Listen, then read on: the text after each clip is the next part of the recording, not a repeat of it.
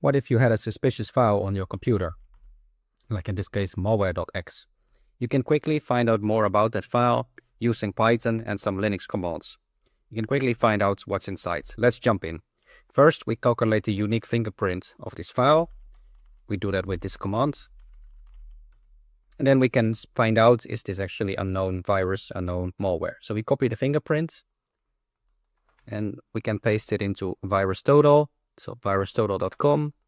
We can click to search and click paste. And you'll see this is not a known malware. Okay, so let's close that. Now we can also calculate these fingerprints from Python. To do that, we open Vim or any text editor if you prefer Nano or something like that. And then with the text editor,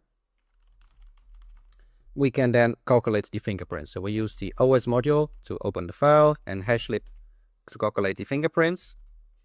Then we need to define where the file path is, or the file name, which in this case it's malware.exe. We can open this file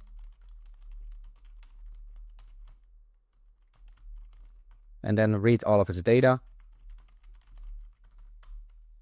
And given that information, we can print the fingerprints. So we can say print hashlib.ssh256 followed by data.hexdigit.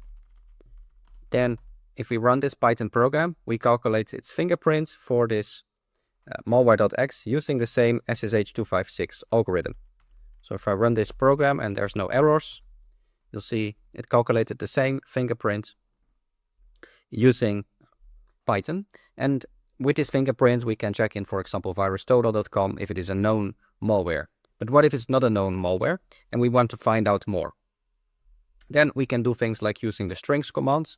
So for example, we can, with strings command, it looks for any possible strings in the file. So let's say strings malware.exe, and we simply look for the words HTTP for website links. So in this case, we found some website links inside this malware. Now, a lot of malware uses the registry, the Windows register. It's basically a database where it stores information. So those registry keys often start with H key in capitals. If I run enter, you'll see it uses some registry keys. Sometimes it uses the command line. So if we search for cmd.exe, you'll see we have one link of cmd.exe. And so using the strings commands, you can find information as well. Now, this also you can use directly from Python.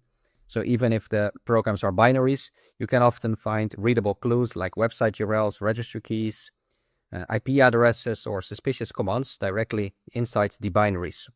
So in just a few minutes, we fingerprinted the file, the malware, checked it in the VirusTotal database. So many virus scanners checked it. And we also checked what does this file contain, what is inside, which links, which registry keys, and so on. If you want a full Colab notebook to play around with this, it's free. You can see the link in the description.